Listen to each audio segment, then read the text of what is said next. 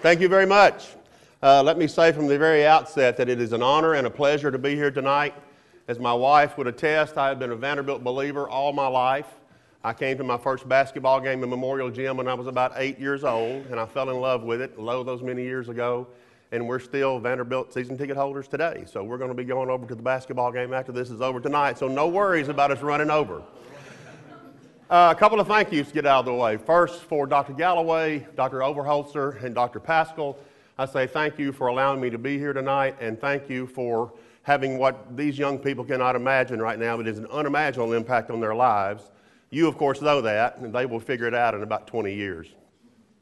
To my daughter, who's a sophomore here at Vanderbilt, I say thank you for finally, after these many years, allowing me to live the life of a Vandy student, albeit vicariously through her. I will not point her out in case I screw this up, but assuming if she thinks this goes well, I'm sure she will be in touch with each and every one of you individually to let you know that she is my daughter. To Zach Roth, I'm not sure where Zach is sitting in here. Zach has been my point of contact. There he is, in the back row, or near the back row. Zach has been my point of contact, and I say thank you for your energetic support and getting me the information to be here tonight.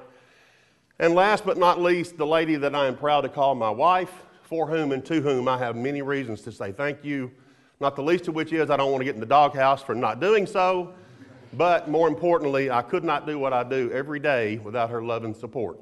That, by the way, for the men in the room is a lesson, a teaching moment. Okay, so what is it that I do? As was mentioned earlier, I am the director of the Air and Missile Defense Programs. This gives you some sense of what I do every day or where my organization is located. We are a fairly spread out organization. It is currently a little over 1,000 people at about 1,040 people.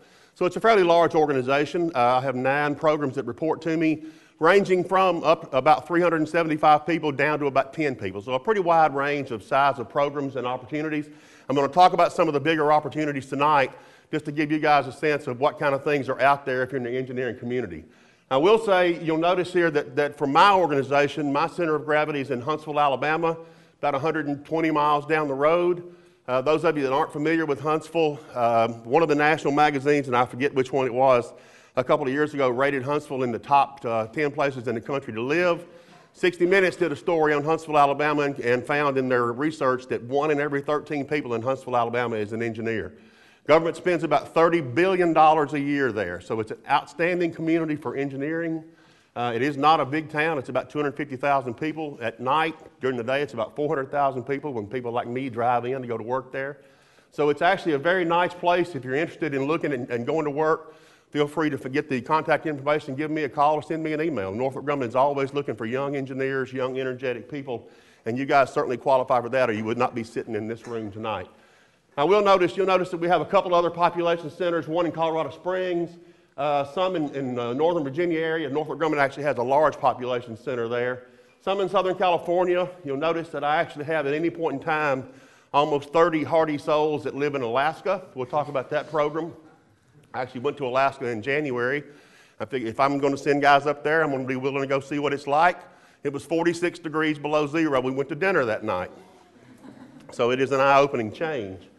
And I also have, you'll notice up at the very top, about 20 people that are outside the continental United States. That's mostly in Ramstein, Germany, with a ballistic missile defense system, and we'll talk a little bit about that.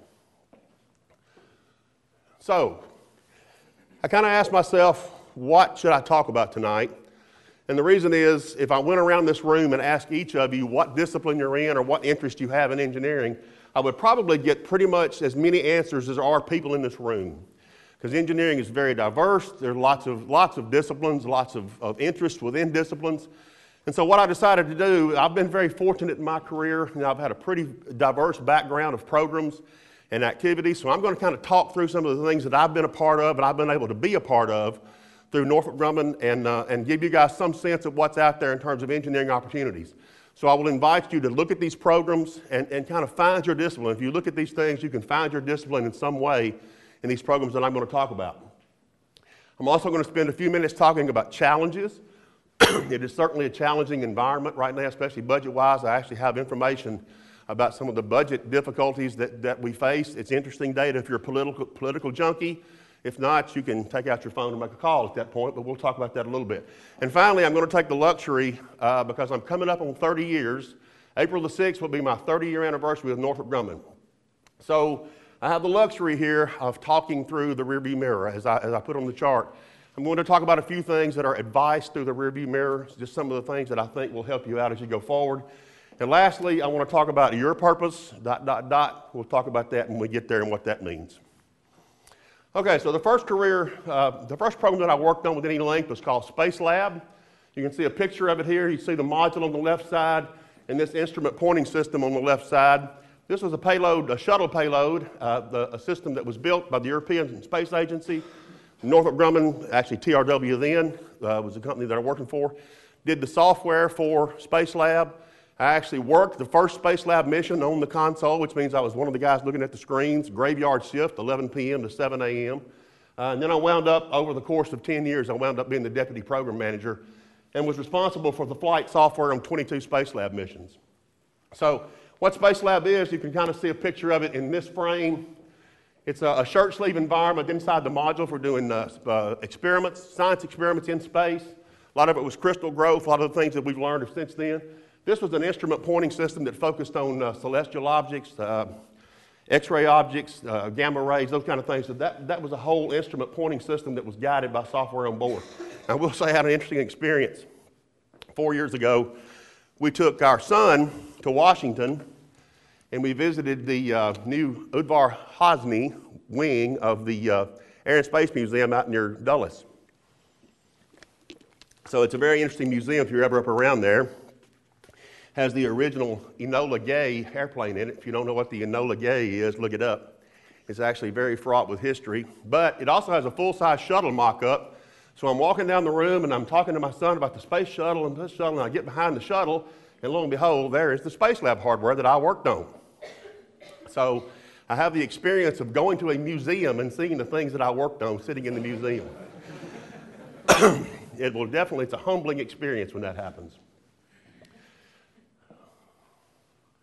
Okay, I also worked on Space Station for a couple of years.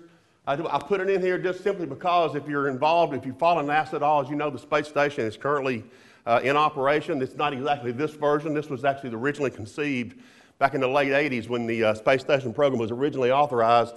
But I was actually the deputy program manager, again, in the software arena doing simulation software for the work package that actually did simulations of all these various things in order to be able to develop software, provide a space station-like environment around the software that we were developing.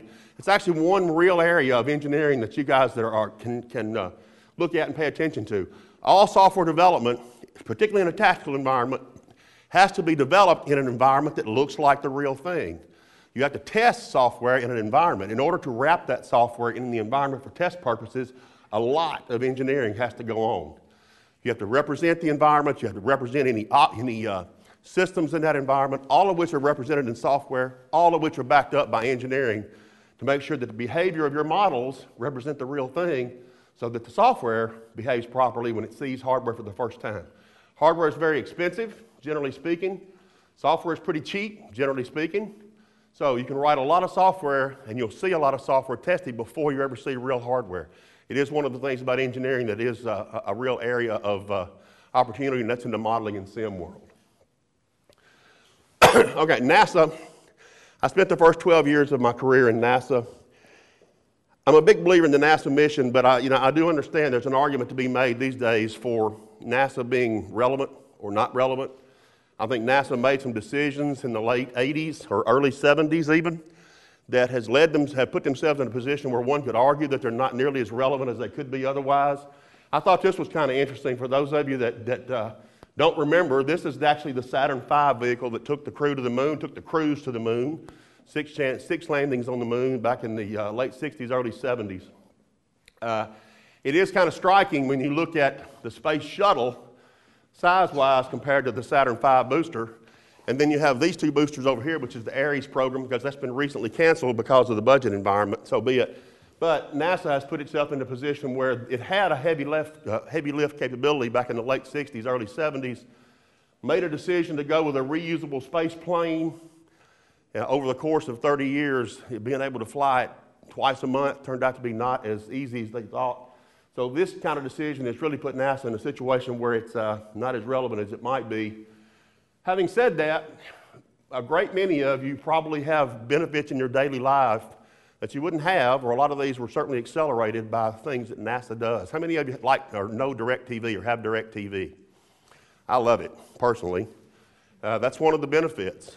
You know, if you're a biomedical engineer, you know, there are things today in the medical world that are a function of the scan technologies, the medical technologies that came about when they were trying to figure out how to manage the health of astronauts in orbit, particularly long term. If you're a space station person, you're up 3 months, you've got to manage the health of astronauts. So even though NASA may very well be not as relevant, or certainly not as prevalent as it used to be. I mean, remember that I grew up in the late 60s, right in the heat, right in the height of this race to the moon here. I graduated in whatever I graduated. At any rate, one of the companies that does space shuttle work came recruiting to campus, and so I was thrilled to have a job going to work on the space shuttle program 2 months before I graduated. I thought, man, this is me. I love it. I wanted to work in the space program, and it worked out okay. So there are lots of everyday benefits. This is an interesting little stat here. Of course, this is an older stat, but in 2004, $100 billion in the economy came from the space race.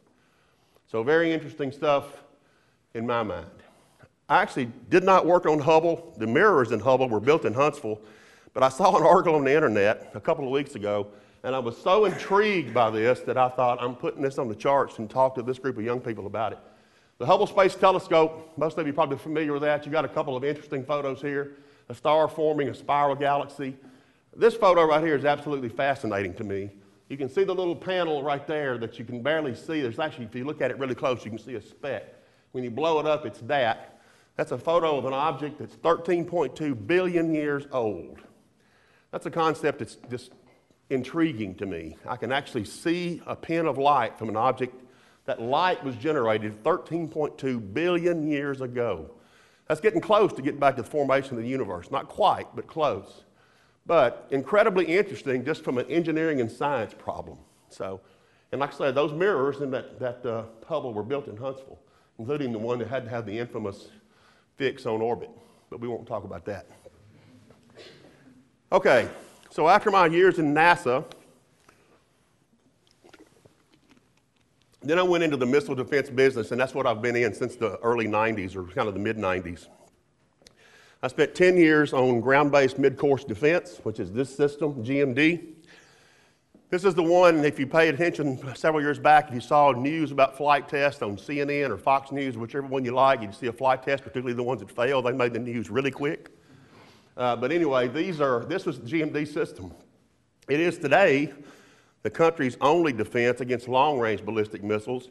I'm going to show you a video in a minute about that. But fundamentally, when you have a hostile threat launch, it's picked up by satellites that exist today.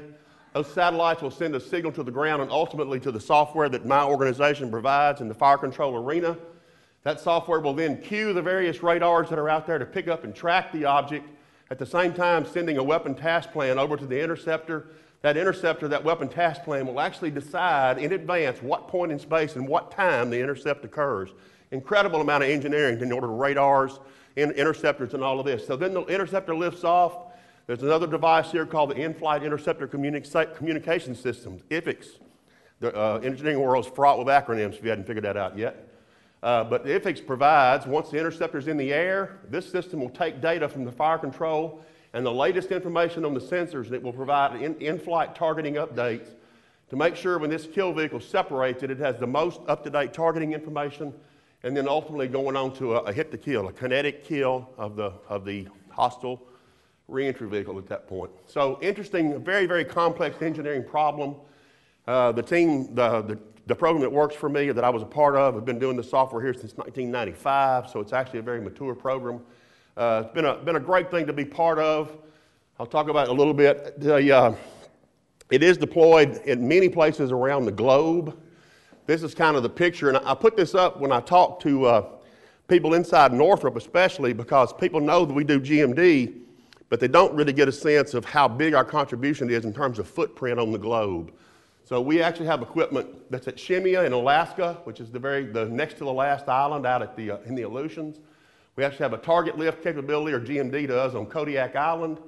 We actually have equipment in Fort Greely, which is why I visited Alaska. I went to Fort Greely to visit my team that was there at the time. We have software that handles the auto sequencing for the interceptor liftoff. We have this building is where the fire control work gets done. This is rather, as you can see that photo there, and then this is the building that does that in-flight targeting update. There's a radar in Filingsdale, England. There's a radar now in Thule, Greenland. We have a satellite processing center. Actually, this is Northrop, a different brand of Northrop than me.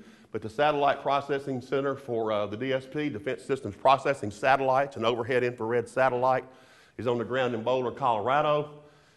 Cheyenne Mountain, which is most of you probably know, but if you've ever been to Colorado Springs, it is interesting to look up at this huge mountain sitting at the end of this range and think that mountain's hollow and it's full of equipment that drive our missile defense system and drive our actually offensive system as well in the ICBM world.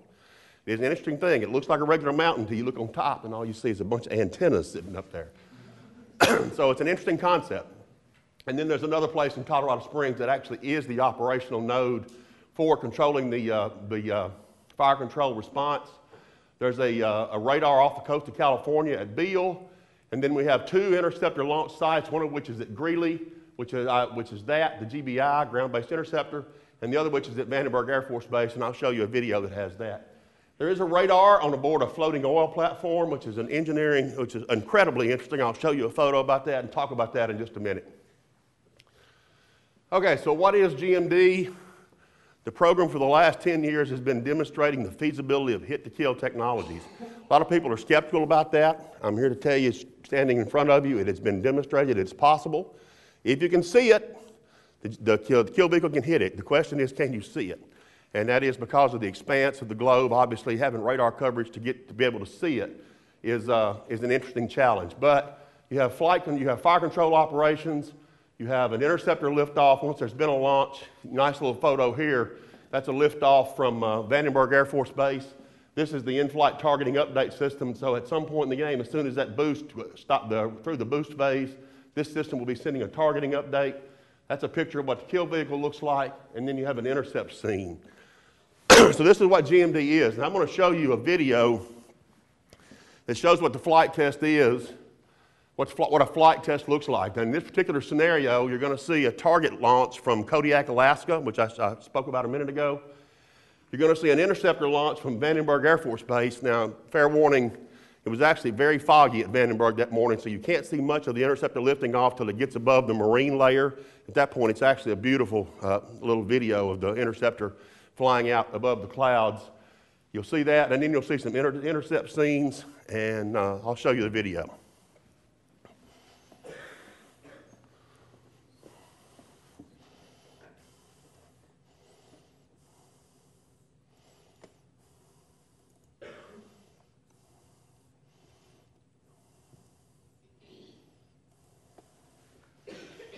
The audio is pretty low, so.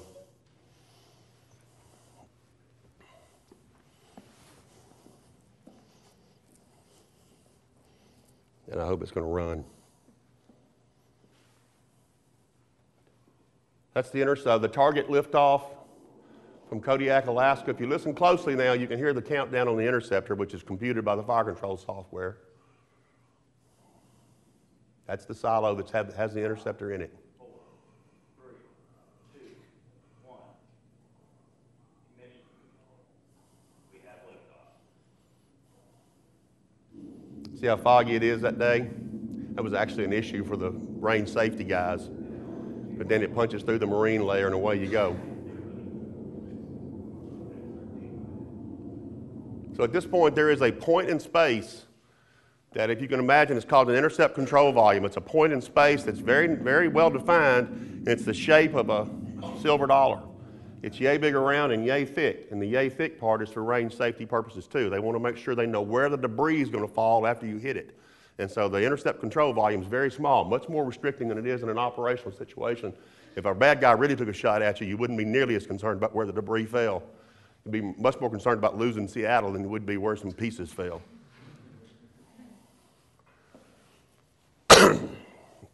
So now you're going to see some intercept scenes, the first of which are not very impressive because they're real time.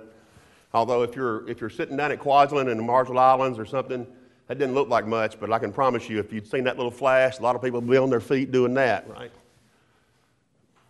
So you'll see a much better point of view in a minute about what it looks. This is actually from a system called Halo 2. It's an IR system that's looking at the actual intercept point in space, since we know where to look because it's computed. So that's what the intercept looks when the kill vehicle hits the bad guy, or the simulated bad guy. That's what it looks like.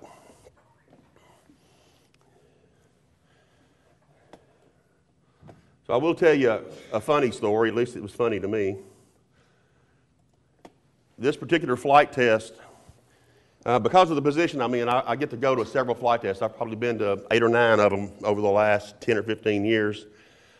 This particular test was the first one, if you notice, what's called a silo closure mechanism, where the doors opened up. This was actually the first test where they used the objective design silo, which is what you saw there. As it turns out, the 2 previous tests in this system actually had 2 failures in a row, having nothing to do, certainly with our software, which is always the first question we ask. But there were 2 issues with the ground equipment, and we left the interceptor in the hole, didn't launch it. Both of them, one of them was an issue in the auto sequence. And the hardware gave a squirrely reading in the auto sequence, so it said, no, the interceptor's not ready. And the second one was they had an issue in the launch arms that hold the interceptor in place. They did not retract fully, and the software that controls that said, nope, it's a safety issue. If you puncture it, it could explode in a flight test arena. You don't want to do that. So we're sitting out there, and and now we're going, okay, this one's got to work, this one's got to work, and then you see the silo doors open, and then you saw that big blowback, right? And the first thing I thought was, great, this one blew up in the hole. But then you hear a lift off, and you go, okay, great. And then you see it lift off, you know things are going good. So I will say, too, that, again, if you're a political junkie or you pay attention to the news, you'll know that missile defense has its detractors. I will say that on those days where intelligence tells us, and it does tell us, it's happened a couple of times in the last many years, on those days where North Korea has a rocket fueled and sitting on the launch pad, and nobody knows where it's going, and nobody knows what's on top of it, everybody's a missile defense lover on those days. All right, the Cband Xband, the C-based Xband radar. Here's a great photo of this thing, just off the coast of Alaska, if you can see, because it's stationed off at Adak, Alaska. This is on an oil rig platform. I've actually had a chance to walk through this thing. It is so huge, it's unbelievable. It's on an oil rig. Just to give you some sense, that in-flight targeting system that my group builds, right there is one of those things. Those 2 shelters my group put on this platform, both of those shelters are the size of railroad cars. So that gives you some sense of how big this huge, gargantuan thing is. Now let me give you some sense of how sensitive this thing is. As advertised, if this radar were sitting in San Francisco Bay, and you were in New York City, if you could throw a baseball high enough to overcome the curvature of the Earth, this radar would see it, would track it, and could tell you which way it's spinning. Now, that's pretty impressive, and that's actually a problem in the software. I mean, it's so sensitive, it sees so many objects, we've had to work a couple of iterations to be able to sort out the many things that it sees. Because when a ballistic missile separates, all the crap that was on board at time of separation, because it's exo-atmospheric at that point, it's out of gravity. So all that crap comes floating along with it, and you've got to be able to sort that out in software and discriminate which objects to see. So this thing is very impressive. Also very impressive, a thing called the Blue Marlin. It's a submersible ship, and just to give you some sense, you saw how big that is. That is the SBX sitting on the back of the Blue Marlin, going through the Straits of Magellan around the tip of South America. When it was time to deploy this, they didn't want to sail. It actually sails at like 3-4 knots, very slowly. They didn't want to sail that around the tip of South America and take the time to do that. So they commissioned the Blue Marlin to come along and take it. It's incredible. My wife and I got to see this. We went on a cruise from New Orleans, which is a whole other story. But we sailed past this thing sitting in the Mississippi River. It was anchored in the Mississippi River. It was bigger than a cruise ship we were on. It's just mammoth. It's amazing to see. Interesting thing. Okay. That's also the Blue Marlin. That also is sitting on the back of the Blue Marlin in this case is USS Cole. If you don't know what the USS Cole is, look it up. You need to know. On October 12, 2000, a small boat that was mistaken for a supply ship in Yemen got close, pulled up beside the USS Cole, flattened itself against the hull, and detonated a shaped charge. 39 sailors wounded, 17 sailors killed. So why am I showing this? I'm showing this because it may be one of you people. It may be somebody in this room that invents the technology that the explosives on that ship could be detected at a sufficient distance so that that doesn't happen again. Just something to think about, guys. Okay, from the GMD world, then about 5 years ago, then I moved into the air and missile defense world, which is not exactly the same thing.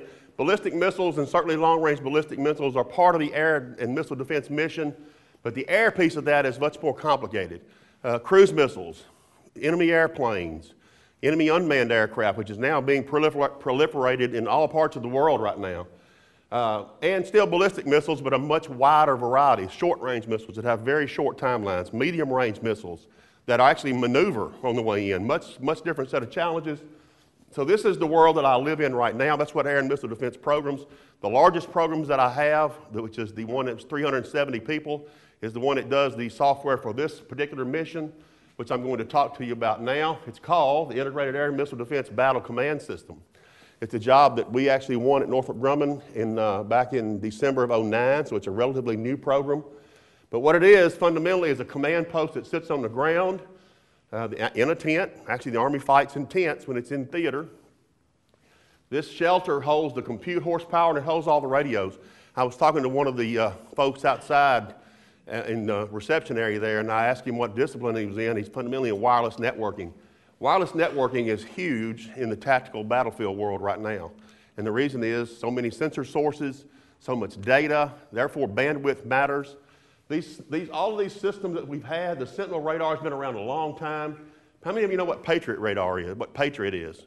Some of you know what Patriot is. Patriot's a missile defense system that is the primary missile defense system in theater against ballistic missiles right now. It's actually designed in the late 70s, but it's still the most prolific system for U.S. and the Allies. The Allies have bought a lot of Patriot missiles as well. We're going to talk about Patriot a little bit later. Then you have a missile called SlamRam that's actually in the process of being terminated.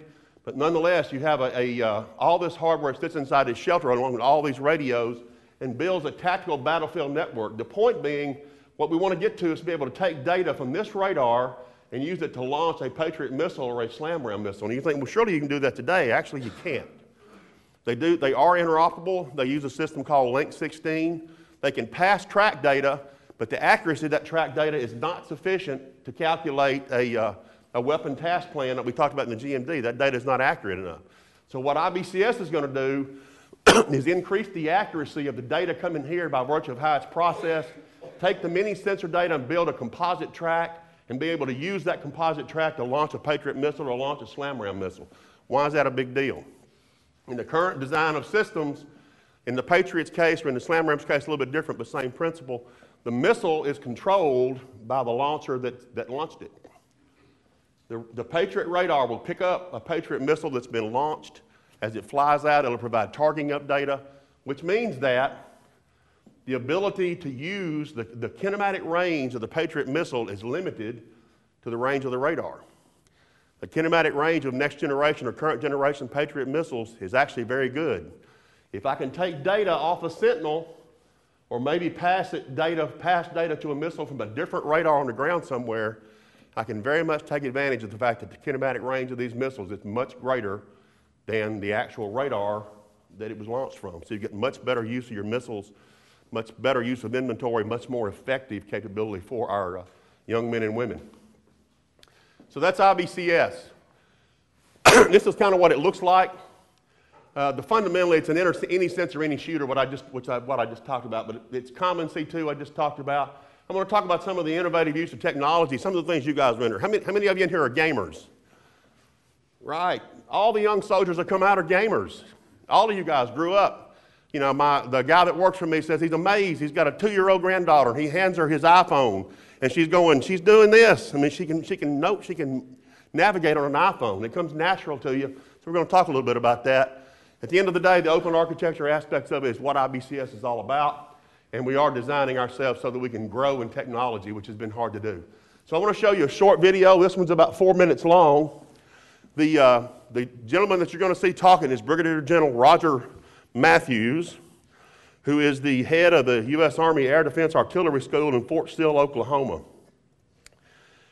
This is a video that he did for our IBCS rollout. It includes not only Is that too loud?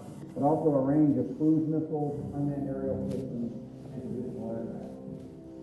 Because of this, the Army Air Defense Artillery Force must continue to adapt against an ever-increasing variety of irregular and asymmetric threats. To meet the challenges of this threat, we are developing a common command and control capability for our components. The Integrated Air and Missile Defense Program is leading the effort to provide a network-centric integrated architecture that will allow us to effectively counter tomorrow's threats. ADA forces will be enabled by the Integrated Air and Missile Defense Battle Command System, or IBCS. IBCS will integrate sensors and weapons through plug and fight. The ability for an ADA sensor or weapon to immediately... That's actually a Patriot engagement control station inside right there. We will work with other services to jointly bridge the capability gap. These collective capabilities, when managed by the ADA Common Command and Control System, will dramatically improve the level of protection we provide the nation and our warfighters. The IAMD Battle Command System is being designed to be interoperable with Army, Joint, and Coalition forces. That is serving as a pathfinder for joint integrated air and missile defense. Interoperability with such elements as the Missile Defense Agency developed Terminal High-Altitude Area Defense System, the Navy's Aegis System, and when fielded, the Medium Extended Air Defense System. Which is the European version of IBCS. IAMD Battle Command System, or IBCS, is designed to integrate and network the current and future force, air, and missile defense sensors and shields, creating a net-centric defense that allows the commander to acquire, assign, engage, and kill threat systems. Common battle command and control, communications, computers, and intelligence is deployed in an integrated fire control network using composite track data from multiple sensors and the best available weapons. It's the mantra, any sensor, any shooter, integrated all the time. IBCS lab and simulation facility provides the environment for the development and integration of the functionalities and... That's a shelter that we bought and cut in half so our customers could look inside easier when they came to our building. The Northrop Grumman production facility... That's also in Huntsville, Alabama. ...building the IBCS Engagement Operations Center and integrating the IBCS shelter on the prime move. As Army requirements mature to enhance commonality and soldier protection, design was modified to utilize the family of medium tactical vehicles as the prime mover for the IBCS shelter. The flexibility and modularity of the IBCS design allows for this change, and the result was the rollout of the first IBCS prototype on 11 August 2010.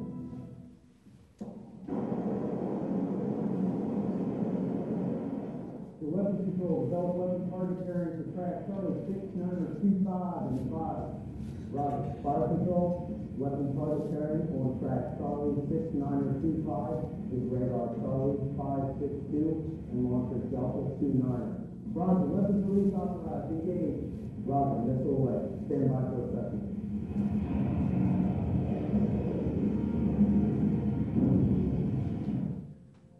Fielding the IAMD Battle Command System is our #1 priority. You always like to hear your customers say that. Control among Army Air Defense Forces, greatly improving the effectiveness while reducing operational risk to our forces. Integrated air and missile defense. Any sensor, any shooter, integrated all the time.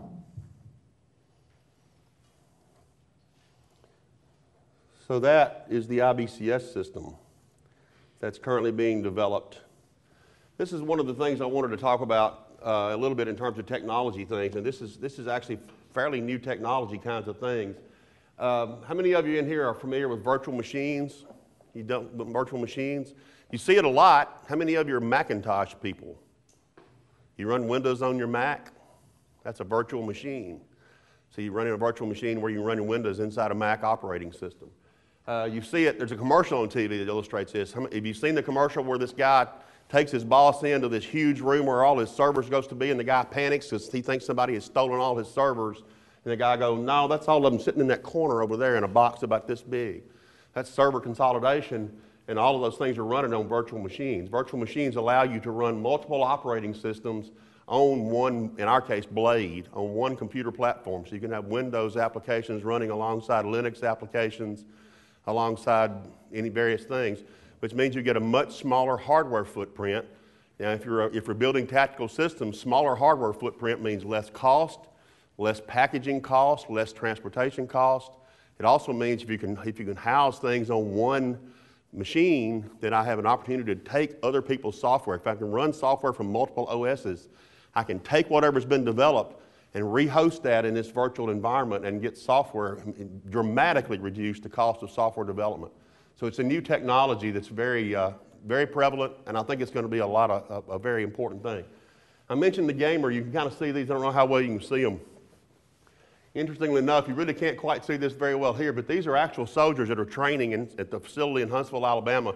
They're wearing this goggle. They're actually doing things on the laptop. They can see it in front of them, but the system they're training on, they can see in this goggle. So you can actually see and envision a situation where you're in the field and you've been sitting there for days, you have nothing to do, you need to be able to train, you need to be able to do something. You can see the system you're training on in your goggles in a virtual environment, which you can kind of get a sense of right here. This is a virtual environment, an IBCS command post. It's represented in a virtual environment. All the while have the real system in front of you. If something were to occur, you can just simply take off your goggles and you're back in the environment, in the real environment. So really interesting. Like I say, gaming technology is great these days, and young people coming out of school and coming into the workforce already think like this. I want to give, I don't work CRAM. A good friend of mine is the PM for CRAM, Counter Rocket Artillery Mortar. I want to give these guys a plug because of the great work they do. In the early days of the Iraq and Afghanistan theater, one of the leading cause of fatalities in theater was enemy mortars and rockets and mortars, primarily mortars. Now, all of the U.S. bases or all the forces have warning systems, but the warning systems were so general and the areas were so large that people tended to not listen to them or just get blasé about them. What the CRAM guys did, they built CRAM Sense and Warn. So they literally took a forward operating base, which this guy right here is that's a sensor or a warning system. They took these bases and they literally divided them up into a grid, say 20 yards by 20 yards or 50 yards by 50 yards, but a much smaller grid, such that if the siren goes off where you are, you better hit the deck because it's coming right at you. Since this system was put out, fatalities have gone down to where you can count them on one hand, literally. At one time, the answer was 0, but there have been a couple of things happen bad things happen in the real world. But since this system was deployed, you can count fatalities due to mortars on one hand. So these guys do great work keeping people alive. At the end of the day, that's what it's about. So a plug for my CRAM buddies. All right. Now I'm going to stop talking about what I've done and what I've been involved with and what Northrop does. I'm going to talk a little bit about challenges that you guys are going to see when you come out of this. Again, if you're, I won't even say a news junkie, if you're alive and watch TV, you pretty much know that right now is a really, really uncertain budget environment because of the change in political power, the things that's going on in Washington, which is always a hoot. But nonetheless, if you're in the DoD world, the upshot of that is funding uncertainty. Developmental costs, you guys are going to be engineers, so you're going to be in the R&D world most likely. If you're doing any kind of development capability, you're going to be working on R&D funds. If you're in the government world, I'm going to show you some numbers in a minute from now, which is really some interesting numbers from the Congressional Budget Office. But the upshot of all this is R&D funding is going to be a challenge. There's no question about that. Even in the private sector, even in private companies, even in commercial companies that spend their own money to do R&D funding is going to be a challenge. Now, having said that, ladies and gentlemen, that's a true statement right there, and I believe that. There will always be a demand for competent engineers. You would not be a competent engineer. You would not, if you're sitting here at Vanderbilt in engineering school, you're going to be a competent engineer. So have faith in what you do, have faith in what you can be. I will say this though, this is one of the challenges for you. Keeping up with technological evolution. One of the folks out there asked me what computers I worked on. Remember me telling you I walked into the stuff I worked on in a museum? The last code I wrote was basically on a Commodore 64 class computer. It was a Space Lab computer built by the European Space Agency. 64K machine in assembly language. For every instruction we put in, we had to find a way to take another instruction out because it was full. So, technologies evolve very quickly, particularly those driven by commercial concerns. Some of you are gamers. Who in here wants to guess about the first video game I played? Anybody want to guess? You probably know. No. Sadly, it was in the news recently because it was the 47th anniversary of its invention. Who wants to guess? Pong. Somebody said it. There you go. By Atari. In the early 70s, Atari was the biggest and baddest company on the video game front. How many of you in here have heard of Atari? They're there, right? But they're actually still there. They've been overtaken by technology and gamers. So how many of you think about this statement right here, a concern, those who can't or won't evolve will not survive. That's something that you guys need to think about as you keep your technological skills. Back in the mid-'80s, there was a guy named John Stenbit, who was current, at that point, TRW Sector Vice President for Space Systems. He came to Huntsville to give us a little talk, probably in a room about this size, about this many people. He's actually still around. Now he's Undersecretary of Defense for Acquisition, Technology, and Logistics. So he's pretty high up in the Pentagon these days. And he came in like 85 or 86, and he gave a speech about self-cannibalization. I walked out of there thinking it's the craziest thing I've ever heard in my life. I had no idea what this man was talking about. Why would he fly to Huntsville, take up our busy day to talk about self-cannibalization and how important it was? Now I understand how important it is. If you're not willing to evolve, believe me, you will not evolve. Somebody else will have your job and have your capability. So it is very important. Think about the passenger train world. How many of you have ever heard of a Tucker automobile? Anybody ever hear of a Tucker? Tucker was built in the 40s, 50s, was way ahead of its time, had headlights that swiveled when you turned the steering wheel, but it was a one-off design. It was very impossible. It was very, very hard to evolve. Didn't survive, didn't make it, even though it was actually probably way ahead of its time, quality and capability-wise. Important that you keep up with technological evolution. Lastly, and let me make sure that you hear this, ensure that you guys are computer literate and you're software literate when you graduate. Why is that important? Remember we talked about modeling and sim being a vital element of the engineering world. Everything you guys do is going to be, when you get out of here, is going to be involved in some way with software. Software and simulations, whatever reason. It's important that you speak the language of the realm. Right? Now, why am I emphasizing this point? I actually hired a Vanderbilt grad a couple of years ago that did not have a great deal of software background, which is kind of interesting. So I'm just telling you guys, this is something that you should really, no kidding, think about, depending on what brand of engineering you're in. Let's say you're a mechanical engineer. You think, well, why do I need software? I'm an ME. You're going to be talking at some point in the game. You're going to have a problem to solve. You're going to be a part of a team, and that team's going to have programmers on it. And if you can talk in their language, you're going to be a whole lot better off than if you guys wind up talking through spec language and documents that neither one of you understands. And believe me, software guys aren't big on documents anyway. And I are one, so I can say that. So anyway, important point. Here's the chart that I told you about. Actually, somebody sent me this data yesterday, so it was very timely. This is the budget environment in which we live. This is kind of interesting. I thought I would not have guessed this. This is kind of the way the DoD budget has gone, going back 50 years at this point. This is as percent of GDP, so you can't look at it in absolute numbers. But at the height of Vietnam, we had a spike. Post-Vietnam, it went down. This is when the Gulf War started. This is when the Cold War was over. And then, of course, right about in here, you have 9/11. Look what the DoD budget has come to since 9/11. Can you argue with that? It's hard to argue with that, guys. At the end of the day, it's hard to argue with that. But this is the economic reality. This graph, for those of you who can't see it, is a graph of the total debt currently held by the U.S. public. Now, this is actually projected out to 2020. We're actually sitting right here on this curve. This curve, I do not want to get into a discussion of politics here, but you don't have to be altogether politically aware to know that that curve is not sustainable.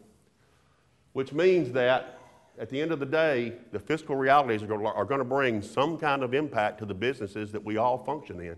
Mine, yours, all of us. That's a function of where it goes. Something different's got to happen. Okay, now I'm going to take license and not talk to you about Northrop Grumman. I'm just going to talk to you as people that are coming out of school, right? Engineers that are coming out of school. I've been in industry for 32 years. I'm coming up on my 30-year anniversary with Northrop Grumman in about 6 weeks. So I'm going to take advantage of the opportunity. The first one is very important. Do not be afraid as you go into the workforce to innovate. You're going to be going in and working with people that have been doing it for 32 years. You're going to encounter people that go, well, that's a pretty good idea, but that's not how we do it here. Right? Do not let that kind of status quo thinking kill your ideas and your energy. You guys are the smart guys coming out of school. You guys are the ones that have the new technology ideas, and you guys are going to be the one driving the ideas. Don't let guys my age kill that drive and that energy in you. Okay? Be aware of that. Become a part of something bigger than yourself. And this is that same idea of keeping your skills current. Be a part of IEEE. So whatever society you have, whatever opportunities you have to get involved and keep your skills, keep growing and learning. Pay attention to the opportunities you have, take advantage of them. If the job market's difficult where you are, consider going where the jobs are. I'm plugging Huntsville here in this case, because I mentioned Huntsville is a really nice place to go. If any of you are interested in coming to Huntsville and going to work for Northrop Grumman, get in touch with me. Dean Pascal has contact information. We're going to be trading information, I hope, and actually come back and do some recruiting here at Vanderbilt. I'm going to talk about this point more than once here. Never lose sight of who you work for. Okay? That's very important. I'm going to talk about that in a context here in a minute. Okay. My wife would tell you if she got up here, I'm actually a person that if I hear something that I really think is funny, profound, interesting, it tends to go in some spot in the back of my brain and stay there. So here's a couple of examples of that. And this particularly for engineers, guys. Some of these are very relevant for engineers. Your job is not your job is how you make a living. It is not who you are. This statement right here, these two statements are actually the person that did my daughter's baccalaureate made those two statements. I thought they were incredibly profound, especially for Fayetteville, Tennessee. But as you enter the professional world, you have to find a way to make a living. Do not forget to make a life along the way, particularly relevant for engineers. This one right here, when I was your age or in the 80s, I was one of the original more is better kind of guys. As I've gotten older, I'm figuring out that more isn't always better. Sometimes more is just more. I worked with a guy who's a very salty, tough guy, but he's a smart guy. I worked with him for a long time.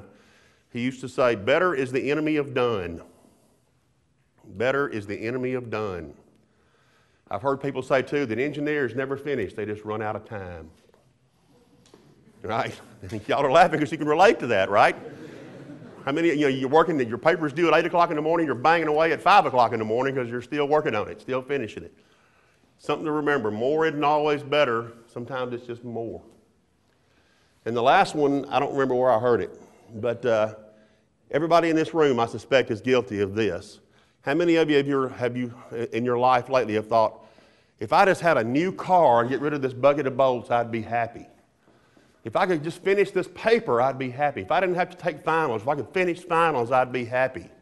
If I could just graduate and get out of school, I'm so tired of being poor, I'd be happy.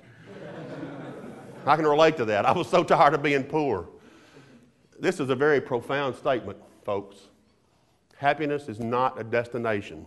It's a mode of transportation. Do not wish your life away along the way. Anybody want to guess what that means? This is actually from a Northrop Grumman training course. You can see we spend a lot of money on training. My wife would tell you, and I've told this, I tell a lot of people that I work with, and I say it laughingly, although I'm never trying to be funny when I say it. I'm pretty easy to work for or work with. Just do what you tell me you're going to do, and we'll be okay. Anybody want to know? Do what you say you will do. I heard somebody say that. Do what you say you will do. I submit to you that if you take that simple principle When you get into the professional world, you'll be fine. Personal world too, by the way, but that's a different topic. That's between you and whoever or whatever. Do what you say you will do. Okay. This is my favorite chart. And it's not an animated chart. This is all there is. Because of the job that I have, I get to go to a Northrop Grumman corporate offsite once a year. Actually went 2 weeks ago. It's in February. Excuse me. Usually part of the agenda is a motivational speaker. I don't know how many of you have seen motivational speakers, but there are no schmucks that are motivational speakers. If they were bad at it, they wouldn't be making a living doing it. So they're all pretty good. But rarely are they memorable. Last year, in February 2010, there was a lady at the Northrop Grumman offsite whose name I don't remember, to be honest. But she said this. She said, "Your purpose is not your job. Your purpose is your calling." Your purpose is not your job. Your purpose is your calling. I thought about that really in the context of what I was doing at the time, which is the IBCS system that you guys taught. And I thought that was very profound. It had a big impact on me. So, I want you guys to take a little trip with me in your mind. Every one of you is now a young fire control officer sitting in a Patriot engagement control station. And they're about your age, generally speaking. It's April 2003. You are sitting just outside Baghdad. Normally, Patriot would come along at the rear of an advancing force to protect the force against attack. But because of the possibility of chemical weapons, in this case, you're traveling with a forward line of troops, so you're up front. Your unit has intelligence data that says when you reach a certain point on the map, a certain line on the map, that's the maximum probability that if Saddam's going to fire chemical weapons at your unit, that's the maximum probability. You're pretty much at that point right now. So guess what? You're nervous. You're competent. You're well trained. But you're nervous, no doubt. The U.S. is controlling the air. So you're looking at a Patriot radar scope. The U.S. is controlling the air, but there are hundreds of objects, hundreds of sorties being flown. Your screen is full of stuff. All of a sudden, one of the tracks from that screen changes from friendly to a tactical ballistic missile, a hostile. Your system tells you that it's coming, the impact point is pretty much where you are, and you have 7 seconds to decide what to do about it. Okay, you got that? Now, same night, now you're a young pilot flying an F-18 on a return mission from a bombing run in Baghdad. You are right in the channel where you're supposed to be according to your air traffic order. Allied planes all have what's called an integrated identification friend or foe. It's a transmitter, IFF transmitter, that transmits a signal, and friendly forces can pick up that signal and helps them identify you as who you are. Your IFF has been somewhat intermittent, but it's been working. You really don't know that it's been intermittent. You're being tracked as a friendly by a Patriot radar underneath you. You don't really know that either, but you're where you're supposed to be. Everything's okay. There comes a point, however, where you fly into the range of a second Patriot radar that's somewhere at a different point in the country. And because, and you don't know this, but because you're at the edge of that Patriot radar's range, it misclassifies you as a TBM. What you don't know is once you're classified as a TBM, because of the threat classification of TBMs, the rules are CTBM, kill TBM. And there's a guy sitting underneath you on the ground that has 7 seconds to figure out who you are and what to do about you. And what you don't know, again, is that guy's system doesn't have the tools that he needs to make that decision. Lieutenant Nathan White from Abilene, Texas, was the pilot. He saw the missile flash from the ground. He took evasive action just like he'd been trained to do against Iraqi missile fire. But what he didn't know was the evasive action he took isn't nearly enough because this one's not Iraqi. This one's an American Patriot. Lieutenant Nathan White died that night.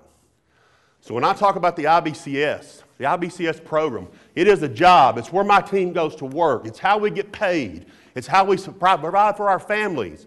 It's how young engineers like you, I hope, will be able to maybe build and nurture a career. But our purpose, our calling, is to build the tools so that the next kid, no offense to anybody in here, but the next kid that has 7 seconds to make a decision has the right tools to do it. So that that pilot in that next situation gets to go home alive.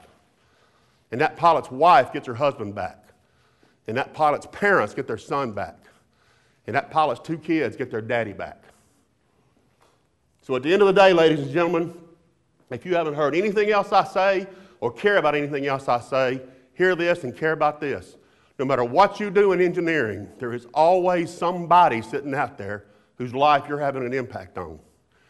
Whether you are a mechanical engineer that's designing brakes for Mercedes-Benz or designing next generation of engines, whether you're a biomedical engineer who's doing the next generation of artificial joints or the next scanning technology that might enable some doctor to detect cancer just a little bit earlier that might make the difference in somebody surviving or not. Whether you're a structural engineer who's doing the next generation of bridge spans for bridges in Minnesota. If you don't know what that's about, ask your instructors. Whether you're a computer engineer that's doing the next generation of chips or computers that'll change how every one of us does business in our lives every day, or whether you're a software engineer that's building the next generation of tools that allows people to make decisions in highly dynamic, high-pressure environments. Whatever you're doing, there's a real, no kidding, flesh and blood human being sitting out there whose life you are having an impact on. A person, a family, a community, a state, maybe even a nation, who knows what kind of scale. Never forget who you work for. Okay, last chart. How many of you love going to school here at Vanderbilt? That's the easy part, guys. How many of you love everything about it? You love 8 o'clock classes. You love walking to class when it's 10 degrees. You love reading 1,000 pages in a book you hate because your instructor told you you had to. I've been lucky. I've been in the business 32 years. I've had incredibly interesting things to do, but here's the secret, guys. Even on the good days, it isn't all good every day. It is important to keep a proper perspective on things, right? On the good days, however, immerse yourself in it. Just dig it for what it's worth. When it's all good, it's all good. On the bad days or on the other days, remember Lieutenant Nathan White. Remember why you're there. Remember what's important. And finally, have I mentioned this? Never lose sight of who you work for. This statement at the bottom is a thought I want to leave you with here. The potential for your generation is boundless. Believe that. Believe in yourself. Believe that. And with that, I will stand here and take questions right up till the time that I have to leave to go get in my seats before tip-off. So who has questions? Feel free to ask me any questions that you have. I'll stand there and answer them as long as I can, seriously. Yes, sir. Is there much progress on the air-mounted anti-missile laser system? Yeah. Technologically, it's been shown to be feasible. There have been some successful shoot-down tests. Logistically, it continues to be a problem. They're looking at chemical lasers, which are very huge and very heavy, which means they can't stay on orbit very long aboard a 747. So it has logistical challenges, but has there been progress? You betcha.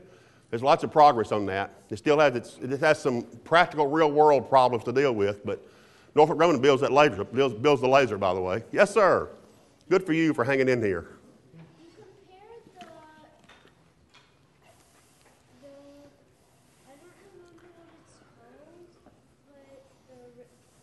Radar with a railroad car. Exactly how big would that be? How big would well, this radar, the picture said the radar, gosh, I cannot really, there's nothing, that radar is as big as this part of the building we're in. I mean, a railroad car would fundamentally fit in this room. That radar is 50 times bigger than this room. It's incredibly huge. I mean, it really is a massive thing to see. Who else? Yes, sir. many projects do you deal with that are really long-term research and development beyond 10 years? I worked on Space Lab for 12. GMD has been going on since 95, so that's one. IBCS, I hope, goes on for 30 years because it has a production tail on it. Would be, guys like young engineers like you guys can get on a program and stay there as long as you want to, for the most part, in a lot of cases. Now, programs do come to an end typically. If you get into production, then programs tend to go longer. But more programs than not, if you're working on major programs, they do actually have a long-term component to them, for the most part. Anything that's fielded and supported is always long-term. The IBCS shelter is called Command Post Platform Shelter. It's a derivative of that. They've built 700 of them. They've been in business for 15 years. They build 15 a month, generally speaking. They're hurting for the budget too. But so you can actually see short-term projects, or you can get on programs that go for very long terms. Yes, sir. How has it changed from government to private work as far as changing pace? The proverbial $500 hammer question. I don't know if all you guys know this, but you guys are all employed by Microsoft as test engineers. You know that? That's fundamentally the difference. In the R&D world, if you're sitting here building an IBCS system, pretty much it has to work the first time you pull the trigger. In the R&D world, a lot of times you'll actually spend your money in R&D world, and particularly if you're Microsoft, maybe you do some testing, but at the end of the day, you kind of push it out the door and see what kind of feedback you get. It's a very different development philosophy. Companies tend to spend their own money building things they can sell. The government tends to spend money that may be one-off forevermore. Hubble Space Telescope, one of them. But it solves a particular problem or a particular niche of problems, as opposed to, would a company invest in Hubble Space Telescope trying to sell 1 million of them? Obviously not. So it depends on how you spend your money and what your motivations are. And companies tend to want to build things they can sell multiple copies of, like your iPads, right? Or iPod, which I firmly believe has a software bug in it somewhere that makes it die after a year. And I say that because I bought 2 or 3. Not for me. Interrupt here really briefly. The engineering school has a gift for Oh, Mr. thank you McAlister very much. I for appreciate speaking. that. There is food outside. There's Jersey Mike's. If you can exit through that door and grab it, and then if you want to come back in, Mr. McAlister will stay around to field more questions. Feel free to grab, I believe, 2 sandwiches, and then there are also sodas and chips. Thank you all for coming. This is put on by the engineering. Thank you very much.